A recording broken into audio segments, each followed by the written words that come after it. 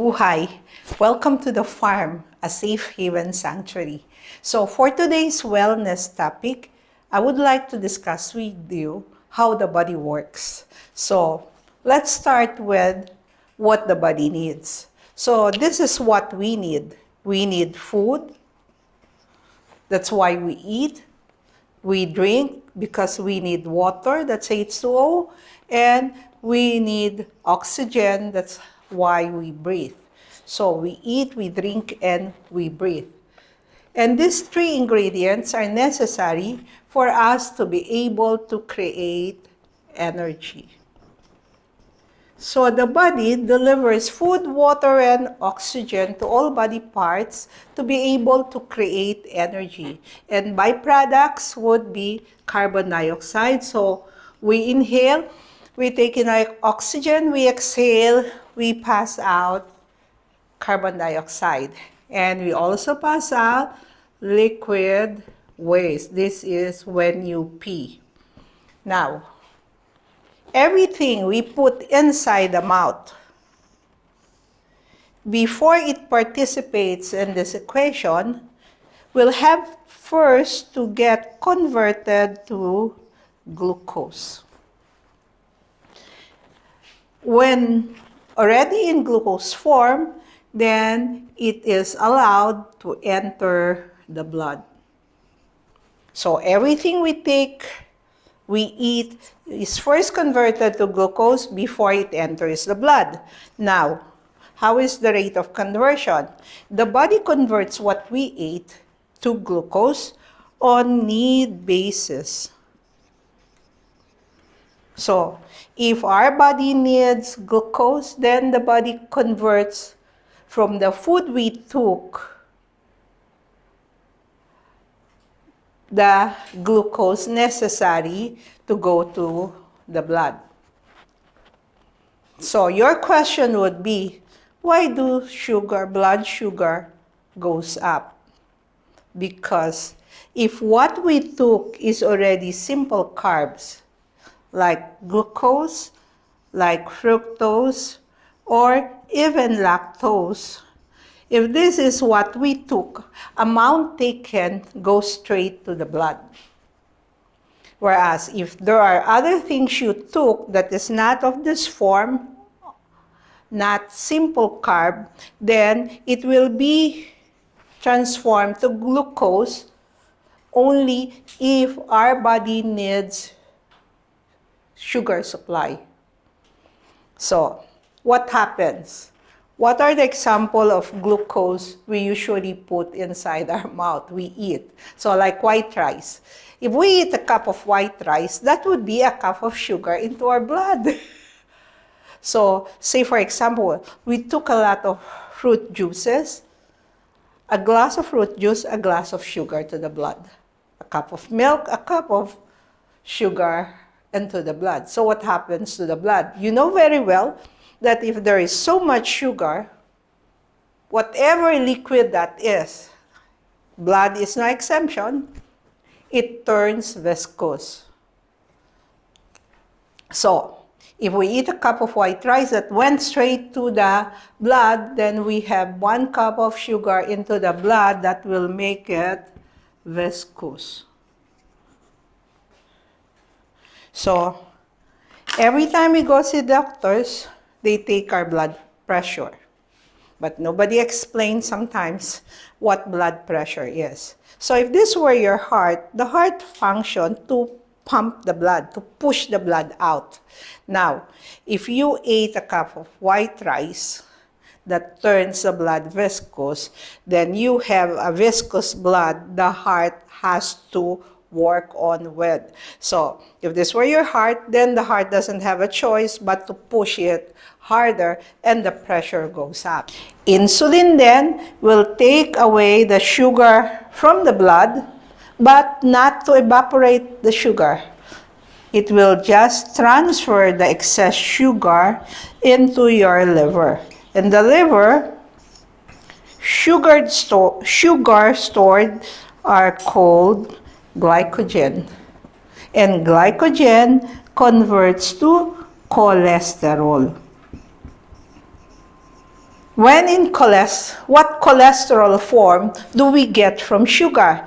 That's the LDL, the low-density lipoprotein. High-density lipoprotein is good cholesterol. That whenever you see on your blood test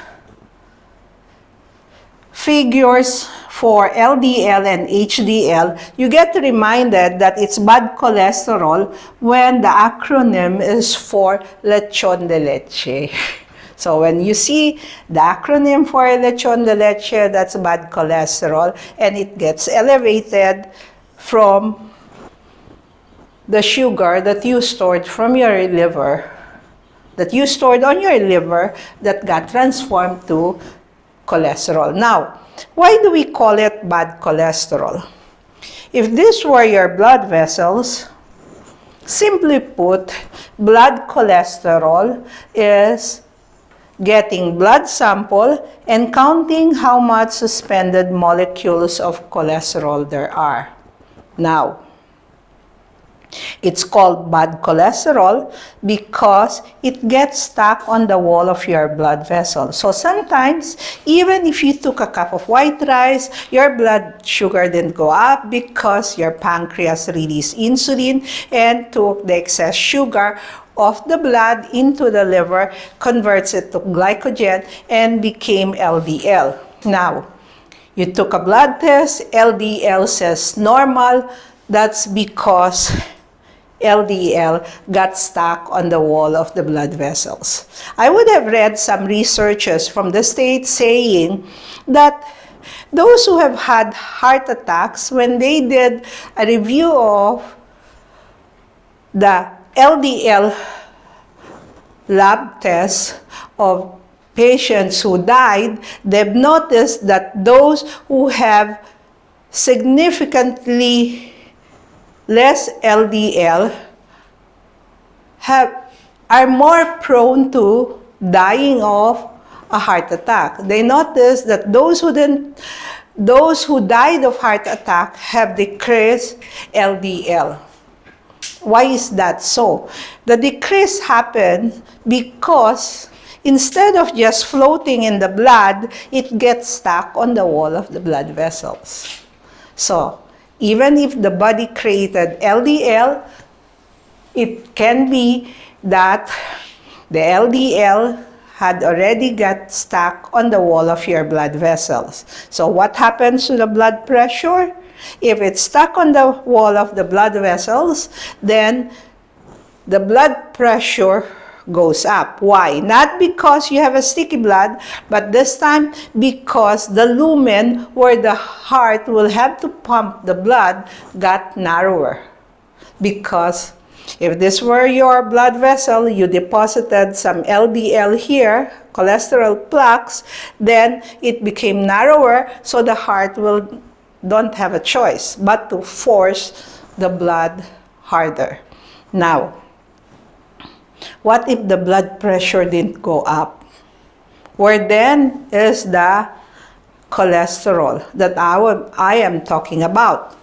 Very likely, it didn't leave the liver and created for you the famous fatty liver.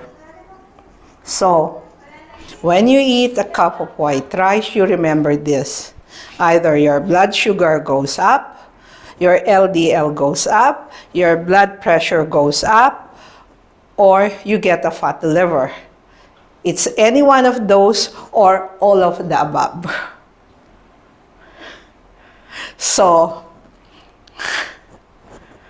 then we should avoid this to stop the cascades of events. Because whether we use our own insulin we injected to ourselves, or we pride ourselves saying we drink herbal teas to decrease blood sugar, or you use mainstream medicine to decrease blood sugar, the moment you took this, sugar, whichever you use, your own insulin you injected to yourself, herbal meds, mainstream medicine, the pot is the same. If sugar is not in the blood, it's in the liver, got converted to cholesterol, became LDL, that either gets stuck on the wall of your blood vessels or created for you your fatty liver. So, what do we do with this? Then we have to stop this. And next time we meet, as I welcome you to the farm, we will discuss what other options can we eat, what carbs can we eat. Maraming salamat and hope to see you at the farm.